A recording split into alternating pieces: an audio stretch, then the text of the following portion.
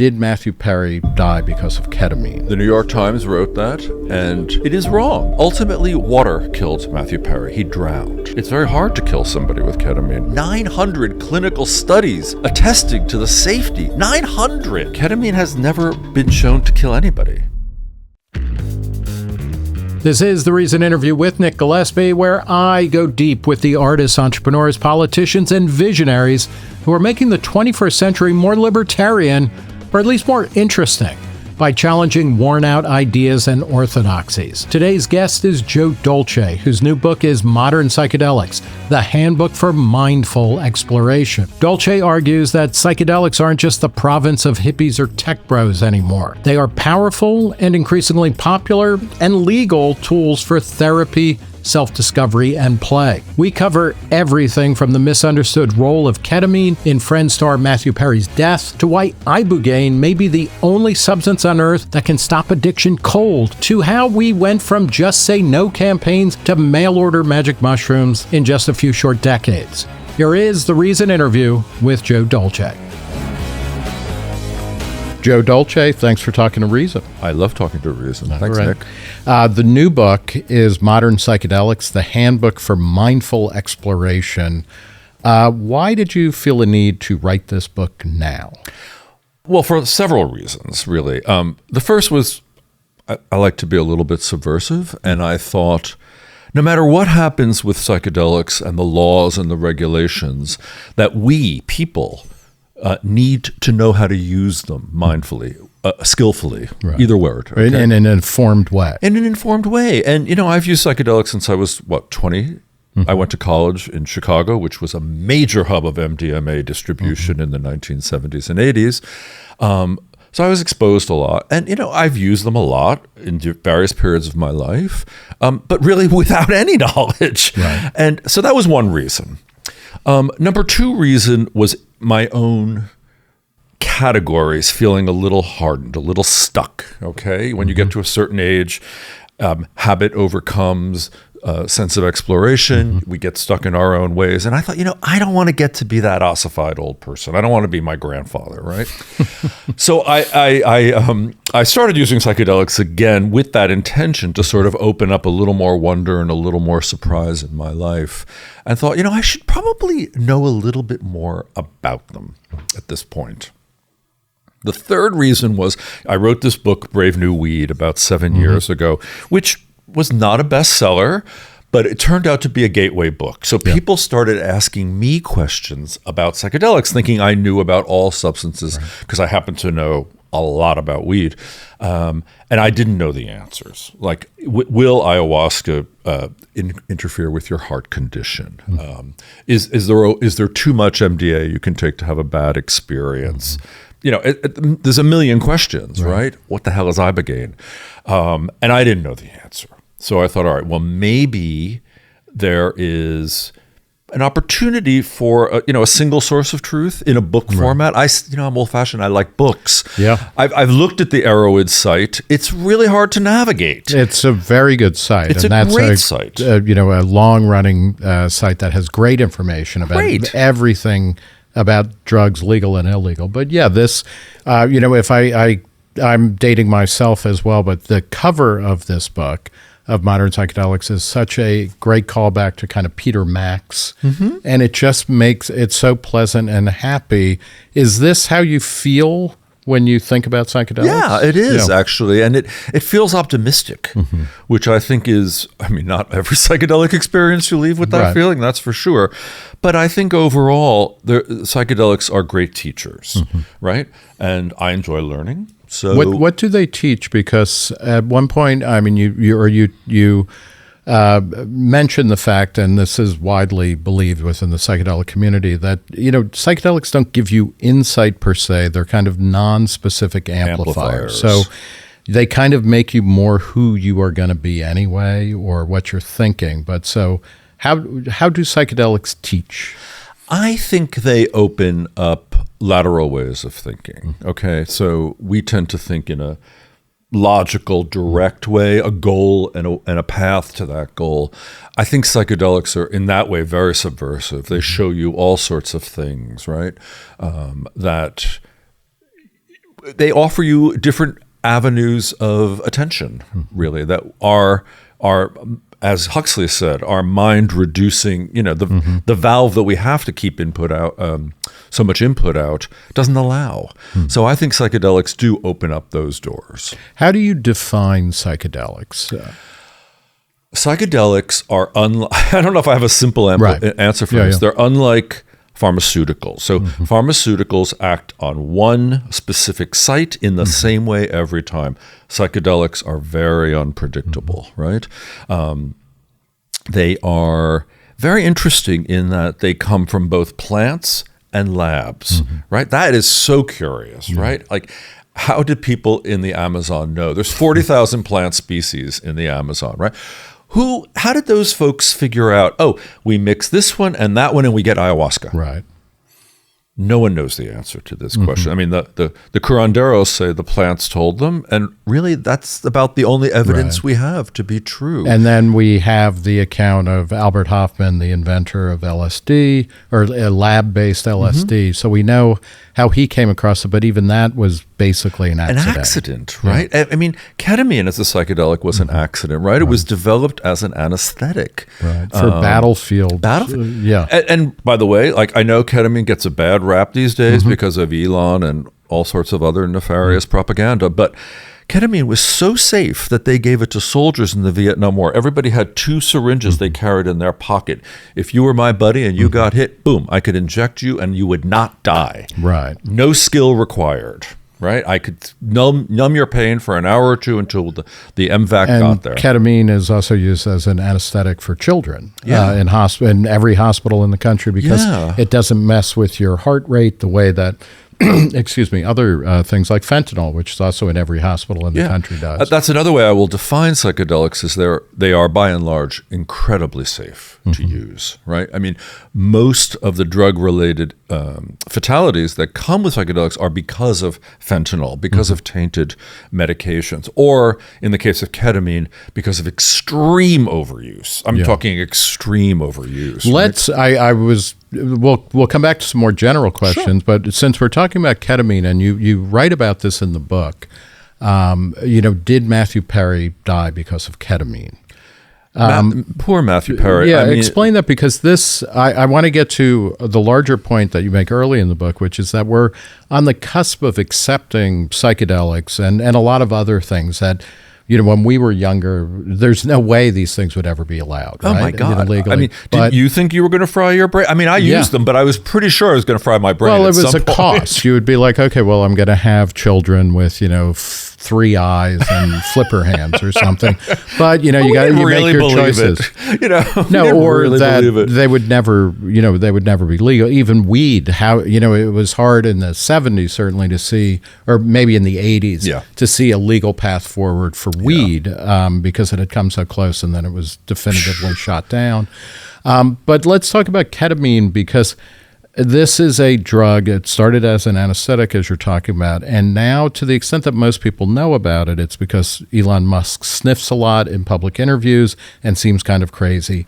And we were told that it killed beloved Friends star Matthew Perry. That was the headline. Yeah, the New York Times wrote that. Is that right? It is wrong. It is absolutely wrong. Matthew Perry, poor guy, he had 10 times the therapeutic dose of ketamine in his system. 10 times. He was on buprenorphine, which is an anti-addiction drug. He was in a hot tub. So this mix of chemicals and pure stupidity, really. You should not be in a hot tub with ketamine. It's very clear, because you can pass out. Ultimately, water killed Matthew Perry. He drowned. Okay, ketamine has never been shown to kill anybody. It's very hard to kill somebody with ketamine, probably. I mean, there's been over also 900 clinical studies attesting to the safety. 900. Okay, no drug goes to that level of experimental testing. So why does ketamine get such a bad rap? Is it? And this is kind of an example that we can apply to other drugs, is because it's kind of new, it's kind of dangerous, nobody really knows what it is. It's kind of legal also. So every time, there's this interesting sweep, right? When psychedelics there's an interesting problem. So LSD was created in 1942. I think that was the same year the atom bomb was created, right? I think it was, wasn't it synthesized in 38? But it was put on the accidentally in 42. Yeah, administered in 42. And there seems to be this correlation, like terrible things happening in the world and the advent of a psychedelic, right? Which has a lot of optimism, which is very interesting, and you can think about it however you want to think about it, right?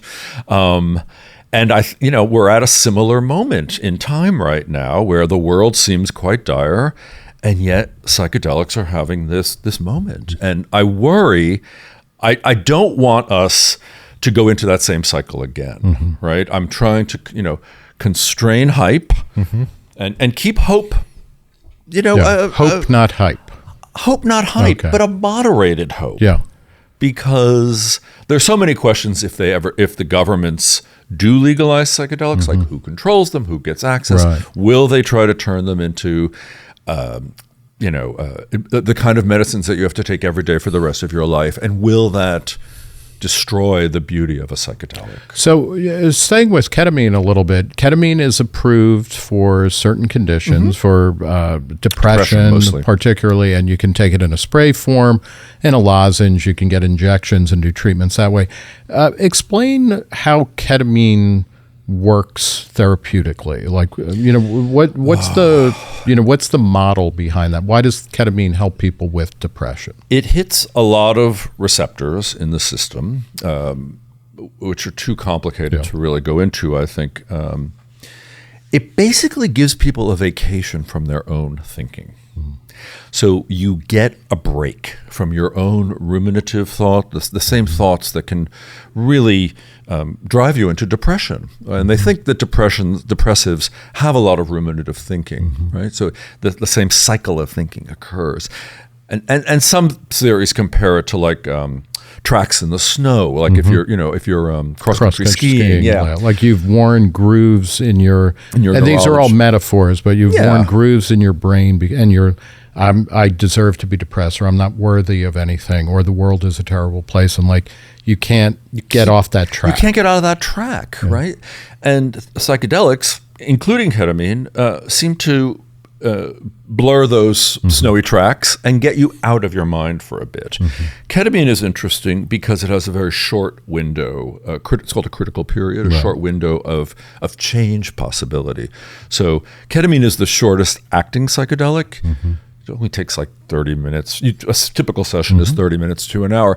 But that window of opportunity to learn new things or rethink is only about 2 to 4 days. Right. And you point out in the book, I mean, this is true of all psychedelics, or this is the belief of how psychedelics open up your mind, is that you take a psychedelic and it kind of scrambles your circuit, or it doesn't scramble anything. Let's say, using the snow metaphor, it covers over the track so that you can maybe go different places.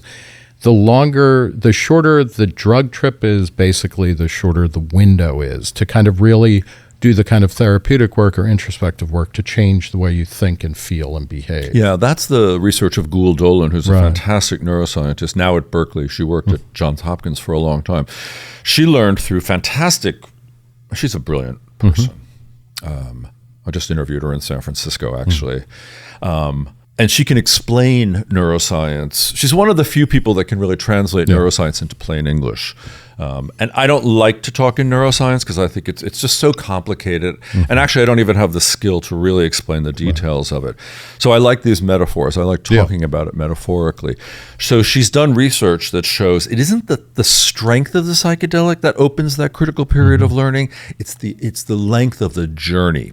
So ketamine has the shortest. Ibogaine, which is an extraordinary anti-addictive drug, extraordinary, from Gabon in West Africa.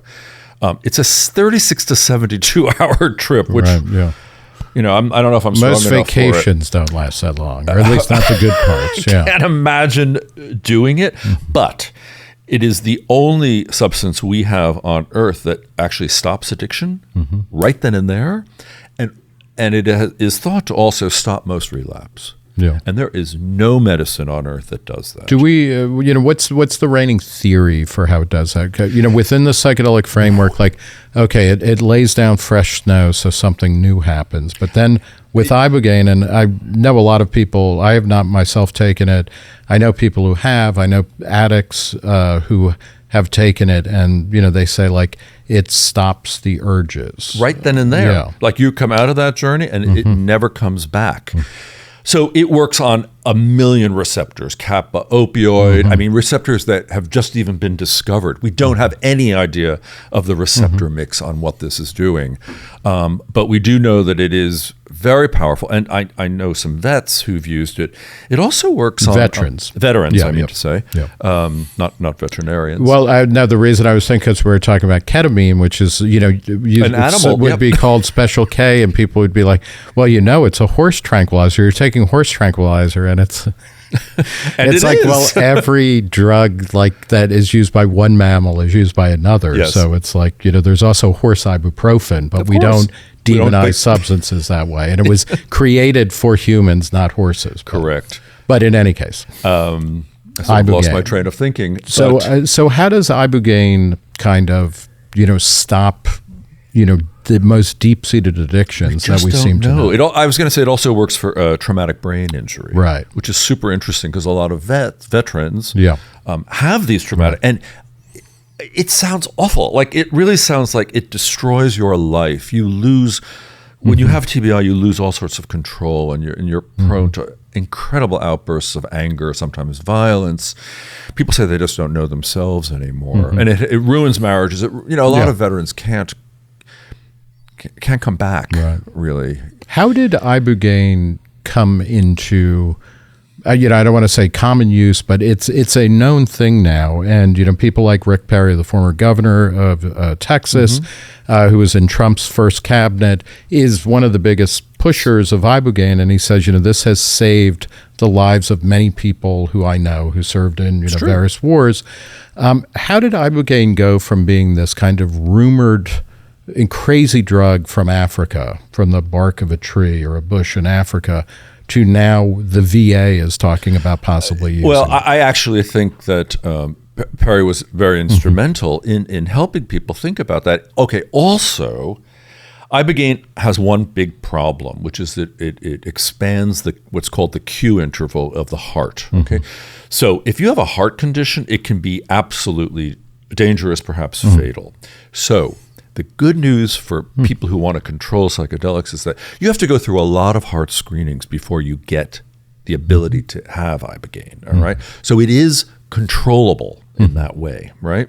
Chances are you and I are not buying it off the street, Right. although we could. Yeah. Get the iboga from the plant, which apparently is mailed. And, I've been seeing in Instagram if, it's the ultimate place for ads. Of course. And I've been getting, Ibogaine-derived dropped ads for this kind of stuff. I have no idea if there's any Ibogaine in it at all. Well, to go off the topic and to not answer your question, there are two groups I know in Tepoztlan, Mexico. Tepoztlan is now the healing capital of Mexico, and it's a very interesting and lovely little village. But they're doing microdosing with Ibogaine. So you connect with them. Yeah. Somehow magically the Ibogaine, the iboga powder, from the plant itself gets mailed to you, and then you do online microdosing Ibogaine sessions with them and integration sessions. And apparently it's unlike other psychedelics in that it's very clarifying. Apparently it gives you a way forward in your life. Isn't that interesting? Yeah. Every description I've heard is it shows you a slideshow of your life where things went wrong and then a path forward. Wow. That's pretty what is good. that? So like a PowerPoint now. We don't use slideshows anymore, right? PowerPoint. That's like Kodak carousels. That's Sorry for being Technicolor or whatever, It's right? Or PowerPoint, Kodachrome. yeah. What microdosing is using what is typically termed a sub-perceptual dose of a psychedelic. Which means that you don't really feel it. Like if you're microdosing LSD, you're not like going through crazy trips or seeing swirls in the air. Do you believe that it works? Oh, I've been using it for 4 years as microdose. Okay, Yes. and what do you microdose and how? LSD. Yeah. I did it yesterday. Okay. So you do it every 3 days. It is sub-perceptual. Yeah. So, and the funny thing about LSD, and probably with psilocybin, if you take too much, it's really uncomfortable. Like you feel like itchy brain and the screen is all wavy and it's very hard to do what you want to do. You have to wait way too long. So that's how you know you've taken too much. And the word microdose is really misused, right? Like you can buy now little mushroom gummies and they'll be called microdose, but they're not. Right. They're creating a feeling. So you want to get right below that feeling level. This was part of the ways that one of the reasons I came back to psychedelics is that I love like being a person of a certain age and not having to macrodose, right? Yet what I get from microdosing is energy, motivation. I get to my desk earlier and I'm happier to be there because sometimes it's, you don't really just want to go to work in the morning. But it makes all those things really fun and really more approachable for me.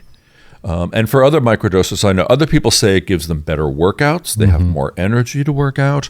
I think it's a great thing for people over 50 if you feel it. I mean, people do it. Some people say it gives them nothing. A friend of mine in England tried it, and she was having such an uncomfortable experience. And then we realized that the average dose of LSD in England is still the Hoffman dose, 250 micrograms, as opposed to the United States, which is about 100 micrograms, right? That's interesting also. The community itself has really learned a lot. Like our hippie elders were quite wise. And I try to include some of that in the book also. I don't want to dismiss these folks. So they figured out 250 micrograms, that's too much. Yeah. And that can drive people to emergency rooms and they freak out more easily. So the underground community has taken it upon itself to drop the dose of LSD to 100 micrograms. Well, this goes back to places like Arrowwood where this stuff is all illegal, but there is a vast samizdat network of information sources. But what's good about your book is it's very clear, it's very comprehensive as well as comprehensible, if that's a word. No, I tried to make this stuff accessible because it can be very arcane and I love Arrowwood, but going through it is complicated and challenging, and you don't know. It's hard to know when things were posted. Like, was it last year? Was it 20 years ago? Right. And things are changing, right? I'm expecting if this book works, I'll have to do a second edition probably in 3 or 4 years. Let's inshallah it works, right? But information is changing fast, so fast. So we've talked so far. We've talked about kind of psychedelics as an intervention for people who have like a chronic or an acute problem like addiction or deep depression, and they might help. Then we've talked about it I don't want to quite say therapeutic, but in a kind of optimizer speak of like, what's good about microdosing. LSD is like I'm working better, I'm working out better. The third function, or broad function, and there's more than 3, but of psychedelics is to blow your mind, not because you're an addict or you're depressed, but because like I want to see what the far end of Pluto looks like. Can you talk about that? And how do you address it in the book? Well, I'm trying to draw a line between the spirit and the science, okay? Because psychedelics are, I think a lot of people will say, somewhat mystical, okay? And I am not religious in any way, meaning I don't... Meaning that you were raised Catholic. And I was raised Catholic, and I practice meditation, and I sit in silence every 2 years. But I try not to be stuck in patterns of rigid thinking. That's like one of my goals in life. And I think religion is a sort of rigid-based set of rules, right? So I try not to be religious about it. Yet, people who use psychedelics often will say it's a mystical experience, that there's an ineffability about it. There's a fundamental truth. There's a connection to a greater whole, right? And that's one of the things that I love about psychedelics, and one of the things that is hard to come across in everyday life, right? And people will laugh. It's like, oh yeah, I was looking at the waves and I became the wave on the beach.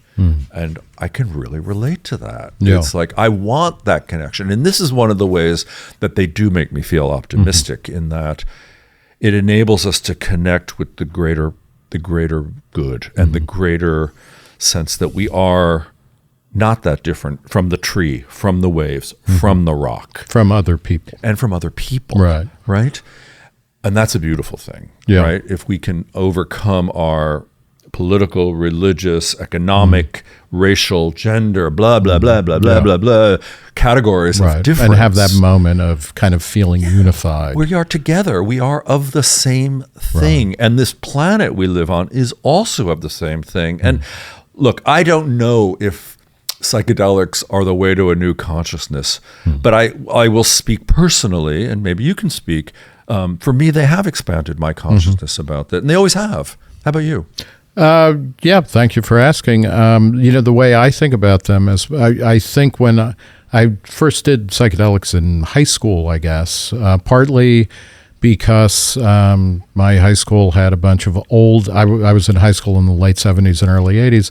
We had a bunch of really old health movies that showed hippies taking LSD, and they were scare movies, and they were like, for just $1 or $2 a hit, you get a drug that will last 10 or 12 hours. And everybody in the health class was like, oh my God, that's the greatest value drug of all time.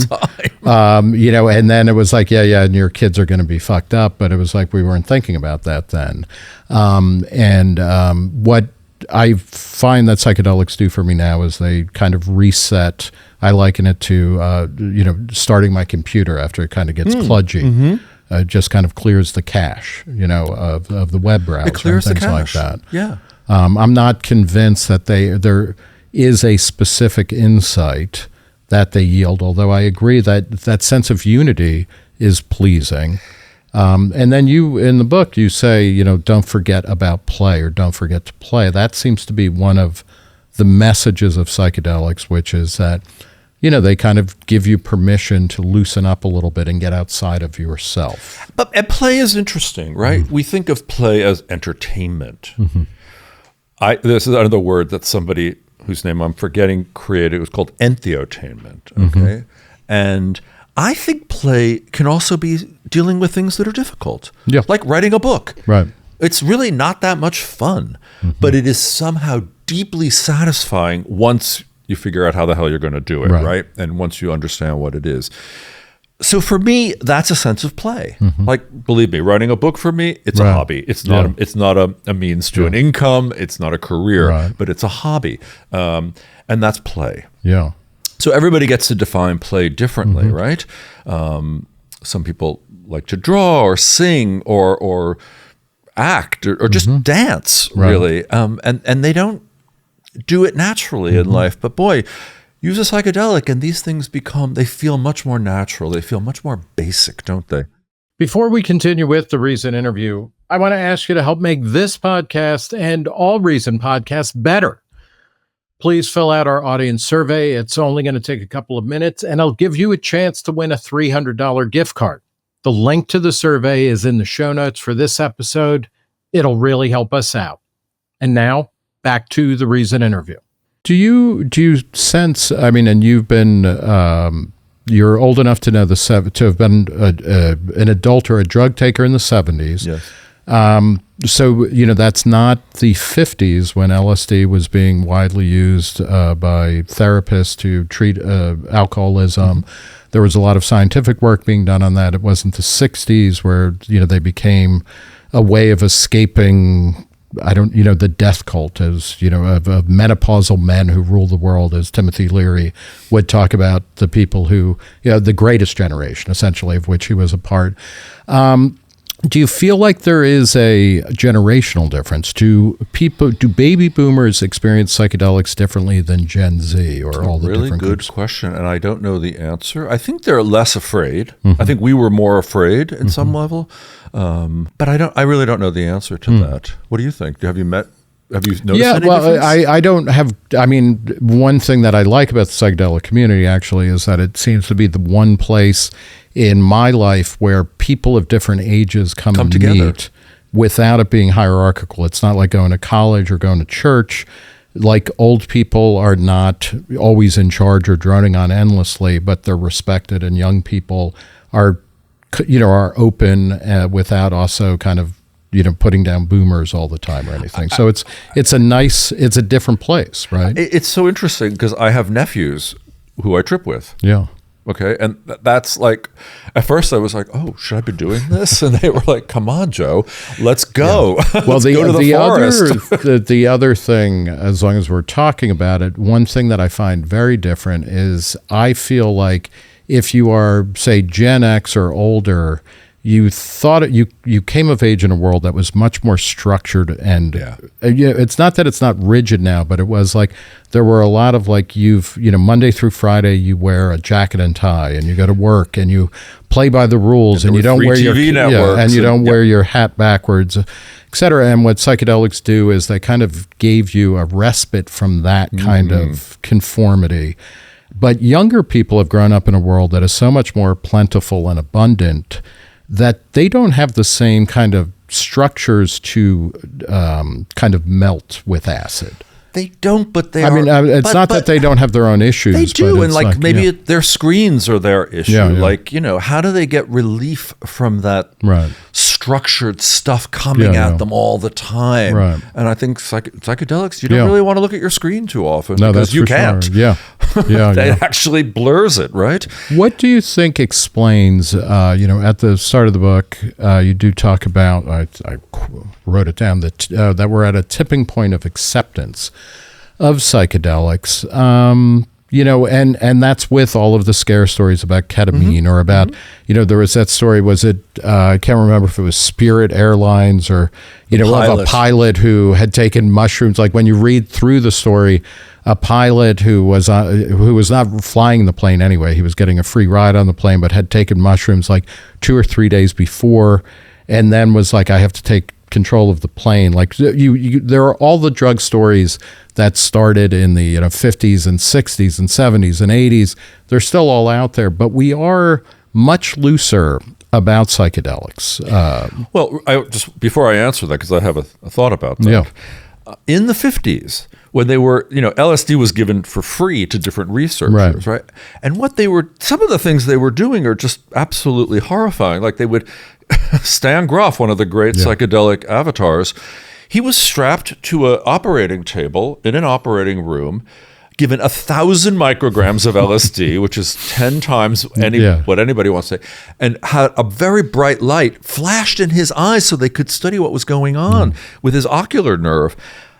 Okay, I mean, that sounds to me like pure hell. Yeah. He continued to use psychedelics. But then as part of MK Ultra, Whitey Bulger, the criminal in the late 50s, was in a federal penitentiary in Atlanta, and he was dosed for like a month every day in solitary confinement without ever being told what Never had told. happened. So no wonder terrible stories emerged, okay? Right. But the tipping point, science has really shown that these can be used very effectively, and that one single dose can change people's lives, can eliminate depression for months, maybe years, maybe forever. So that's quite fascinating. It's not a single everyday drug you have to take that blunts your affect. It doesn't take away all the color of life and leave you in this gray zone. I will point out you are not you're not critical of SSRIs and other drugs, but it's like these operate differently. They like operate completely differently. Have the potential to help you shift without having to cut the highs and the lows. Yeah, no, I'm not critical of SSRIs. I'm not critical of alcohol. Right. I have used SSRIs for a few years in my life, and I continue to love alcohol. Yeah. The third thing, though, is that we are in a crisis of mental health, of addiction. I mean, the problems, the sociological problems we're facing right now are extreme. And we don't, medicine and psychiatry hasn't given us much in the last 40 years. It's quite tragic, actually. Right. I think most psychiatrists, if they're honest, will tell you they're not really doing very much. Okay. I know a few who will say that, at least. And we need these. We really need a new approach to healing these problems. And they're inexpensive. They can be used therapeutically. The key, though, is this therapeutic part. Okay. One of the reasons the FDA didn't approve MDA-assisted therapy is they didn't understand therapy. Okay. Why? I don't know. Okay, I don't understand what kind of mindset disables people from understanding that therapy is a useful thing or a useful adjunct to psychedelics. Baffles me. But there's that those people need some psychedelics because they need to open up their thinking about how healing happens. And the idea with that, going back to how psychedelics are therapeutic, they open this window where you can kind of do a lot of therapeutic work quickly. And a lot of people will talk about taking MDMA, and it's like, 7 years worth of therapy in an afternoon. But MAPS, the group that was funding the MDMA studies that ended up failing last year, points out that it's therapy with MDMA. So they're not, even they, who are a very drug-friendly crowd, are saying there are no magic bullets. There are no magic bullets, and that the therapy, we need some more definition and some expansion on how therapy actually works, right? Or what works, because there are other people I know who are running integration circles that you can join after you trip and that go on for weeks, sometimes months, where it's very relational, right? Like you talk to me about your experience, I talk to you. We come to understandings through talking, through sharing. And I think that also, I don't think indigenous people worked that way. Like I don't think most studies I read or most stuff I've read doesn't really talk about that. But if you are in an indigenous community and you have, say, a peyote experience, the shamans are always there. They're like in the house three doors down. Yeah. You can go and talk to them, and the community shares this ontology of how life works, right? So they have a basis of understanding that we really don't have. So we are really establishing, quite interestingly, protocols for what to do, right? And and one of the things that really I didn't explore in this book, but would want to explore, is what are the modern rituals we can develop, right, to help us make more sense of psychedelics and this life on Earth, really. Yeah, I think that's quite interesting. Yeah, and it seems we have more time for that, right? Or it seems a more pressing question. We really need to do that. Yeah. And it's interesting, you had mentioned this before, there are the plant-derived drugs, things like ayahuasca or Ibogaine, even if they're synthesized ultimately and whatnot. And then there are the real chemicals like LSD, which does come from a mold and all of that. But, when people talk about things like land acknowledgements, which seem to be on the way out, it's like making a land acknowledgement to wherever the Sandoz laboratory in Switzerland was is kind of interesting, but it's this incredibly powerful substance that kind of shows up. It doesn't, it's dropped from the sky rather than emerging from religious ritual or social practice. So we need to figure out how do we make sense of it? How do we use it to make sense of our lives? How do we make sense of it? Ketamine, LSD, what's the third one? I guess mescaline, although mescaline is derived from peyote. Right. MDMA. Yeah. These are the drugs of our culture. And we have to create rituals to make them work better for us. I think that's, come on, shrinks. Let's get to work here. Well, maybe it's Open not your shrinks, eyes. Maybe right? that's the next MAPS conference. It's like, what are the rituals we can devise to help us make? Because, going to a rave is great, but it isn't going to help you with your depression. Right. It may help you dance better. Yeah. Actually, Gouldoan, the neuroscientist I mentioned before, she's doing work now with people who have had strokes. Her next experiments will explore if psychedelics can reopen that critical period to help people who have lost movement regain it. Yeah. And I keep thinking, all right, well, maybe going to a rave on MDMA if you've had a stroke may not be the worst idea, because you can move. Pay a $30 copay and then it's covered by insurance. Right? Yeah. And maybe you can move a little better afterwards.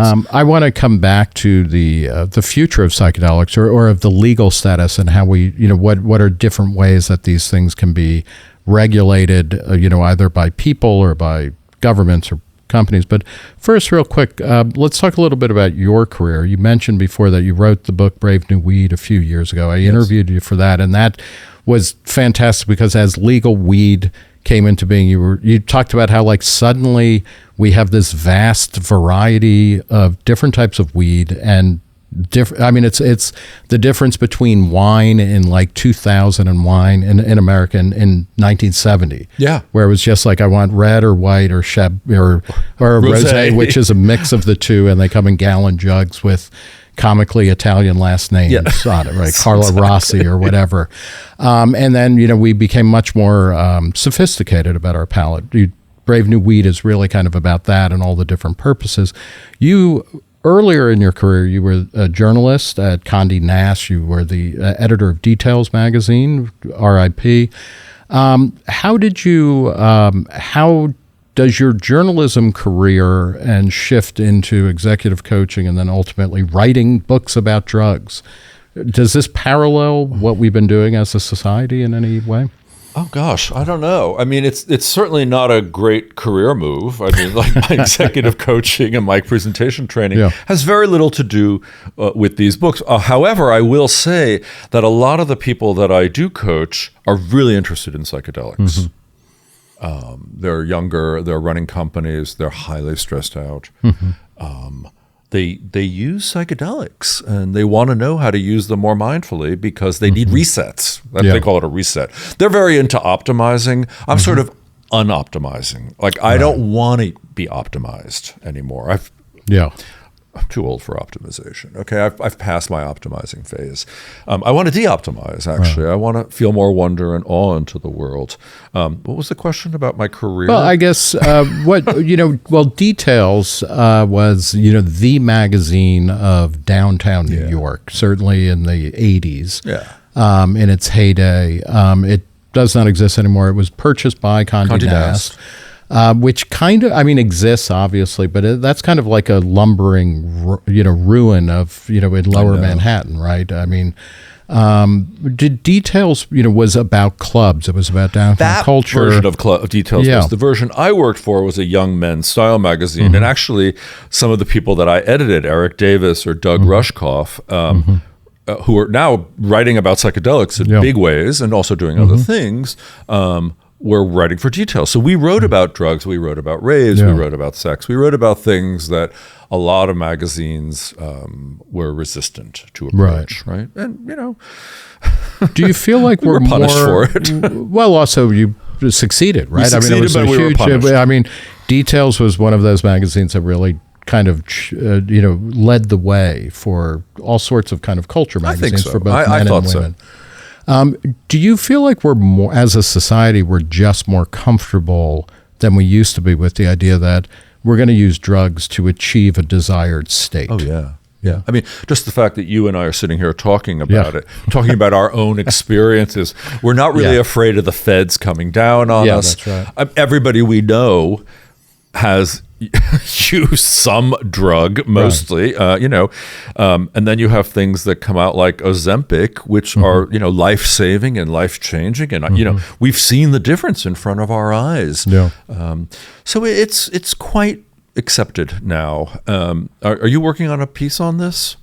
I'm working on a documentary about this. So how it's drugs a little bit how we all just accept drugs. Yeah, I mean, we're developing a profoundly different relationship to drugs, both legal and illegal, and partly that we're putting them all on the same kind of spectrum now, because the question is, I want to feel a certain way, I want to look a certain way, I want to behave a certain way. What can I take? What can I use? And I don't care as much, as I might have in 1975. No, definitely not.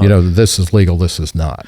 So one thing I found interesting in my life is that a lot of people who use drugs know nothing about them. Yeah. And they don't care. If I may plump for the preface to your book, it's written by Julie Holland, a doctor, a psychiatrist, an MD, who writes and does a lot of research about drugs, and she points out that you would just take whatever anybody gave you, and they would say, hey, take this, it's really good. And you would take it and find out, which seems insane today. However, when your doctor gives you a script, and this is the smartest people I know, they're getting scripts, and I'll say, okay, so what are the side effects? They go, I don't know. Yeah. I said, why? You didn't ask? No, I didn't ask. Yeah. Or the doctor didn't know, which is often the case because so many drugs are coming out, they can't keep up. And I think it is very beneficial to know what goes with what doesn't go with what, because those can be really unpleasant experiences, and they can fuck you up. Yeah. But I mean, the fact that we can sit here and talk about this now, I think, is a great reason to continue your project, because, we're all using different. And it seems, molecules. we are being, whether we're being forced to or we choose to accept agency, where it's like, it's my life, it's my body, it's my mind, it's my mood. I'm going to take care of it because nobody's coming. No one's coming. Save. There's no savior. There's no magic here. Although I think there is some magic in psychedelics. That's the other thing. To go back to the very first question, they are magical. I mean, they enable you to see things that you just don't see every day. It's like, so my young nephew who went to Berkeley during COVID was tripping a lot. And I said, why? And he said, well, we can't go anywhere outside. I might as well go inside. And I thought, you know what? That is a really smart answer. That is a great answer. Go for it. So let's look to the future. We've taken our magic mushrooms and our Ibogaine and everything else. One of the odd things is a Republican president in the early 70s, Richard Nixon, declared war on drugs. He called Timothy Leary the most dangerous man in America. Sent up a manhunt for him, et cetera. Flash forward to now, we have another Republican president in the White House, Donald Trump, who has put as Health and Human Services Secretary Robert F. Kennedy Jr., a former, confessed former junkie, heroin junkie, who takes testosterone or male growth hormone. He's on a regimen of lots of drugs, but not heroin anymore, thank God. And he doesn't drink. But he's talked a lot about making psychedelics medically available or recreationally available. What do you think? What is the operating window here for the optimal change window for psychedelics either being legalized, decriminalized, medicalized? Yes, and yes. Yeah. I don't think they're going to be legalized. I think they will be medicalized because that's our modality. And I'm hopeful, but also worried about it. Who is going to control these substances? And are ICE agents going to be getting them? And what is that going to mean? And I mean, it's sort of mind-boggling. And I worry that the people in control don't know enough to really be able to figure out how to use them. Will they even fit in our so-called healthcare? How can they fit in this system that is so broken anyway? I don't get it. Yeah. I don't know how that's going to play, and I really don't. I'm not an oracle about this. Do you but feel I really think smart people need to start thinking about it, and we need people who understand psychedelics to also. We need Julie on a thought committee. RFK. In a way, I sort of am like, let's move on with this. Well, it's amazing to think of somebody like him who who is anti-vaccine broadly. I know. So he wants to shut down that type of drug, but he might be saying, okay, you can't get the MMR vaccine anymore, but here's a bunch of psychedelics. Here's some MDMA. Yeah. I mean, it's like it's just baffling, and it's very psychedelic. Actually, it's it's very strange. If Donald Trump becomes, I can imagine him in Dayglow as a Dayglow, Goodyear blimp dropping acid from the sky, right? Like he's a man who doesn't even drink. Yeah, right. That's right. Yeah. So it's or smoke. We are in another period of alliances changing. Yeah. And I am so not the man to predict how this is going to play out. And then when we talk about who controls things, like, we live in a world where the federal government ultimately dictates and says this drug is Schedule 1, which means it's, has high potential for abuse and no known medical use, which includes pot, oddly. But so we're going to ban it completely. That's not good, right? I mean, don't we need to rethink the scheduling system? At least for psychedelics, it's insane. Totally, yeah. It just makes no sense. But then you worry a bit if it's insurance companies or if it's the medical establishment or if it's shaman who are saying, like, I have a excuse me, a long-lived cultural relationship with this drug by dint of where I come from or what my heritage is, so I get to do this drug or tell you when you can do it. Is the best way forward kind of legalize them all? Or it's, again, another reason I wrote the book is like, no matter what happens, people are going to use these substances, okay? And they need to we need to figure out how to use them. That's what's best for you and what's best for me, right? And I mean, SAMHSA just released information, right, that the number of people who've used psychedelics in the last, 4 or 5 years has gone up 50% from 2.4 of the population to 3.1. That's a lot. I mean, they sound tiny. Is that for like past year? I think it was since 2001. Okay. I think it was 4 years. Don't quote me though. Okay. I was just reading this the other day and I didn't clock it really. But that's a big leap of people. Although it's still a small absolute number. It is. But this is, COVID started out small, right? Yeah, well put. Yeah, exactly. I mean, it may be small, but that's a leap. Right. And certainly people we know are using them more and more and more frequently. As I said to you, in my business, people I'm working with every day, they find out what I'm doing, and okay, when we're done with the official call, can we have another call about a retreat I want to go on? Things will be made better. I mean, one of the great things about the book is that you talk about. I mean, you can't say here's a list of my dealers or anything like that, nor would you, but you talk about how do you source these substances. Many of, almost all of which are illegal, at least at the federal level.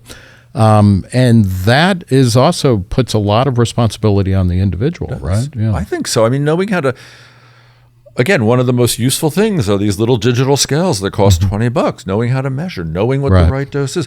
There's these new tests that have come out. I wrote about Q tests in the book. They were expensive. They were about $25 a test, and they test purity and potency. But now another one has come out that's half the price. Which is amazing because all of this is happening for a black or gray market. Absolutely. Wouldn't it be wonderful if things were loosened up a little bit, and then we would have better information, better sources. Shouldn't we? Yeah, better discussions. Should we not have that? Yeah. I mean, there's organizations like Dance Safe that show up at raves, and people can test their substances and learn about them. And gosh, shouldn't that be pretty prevalent? Yeah.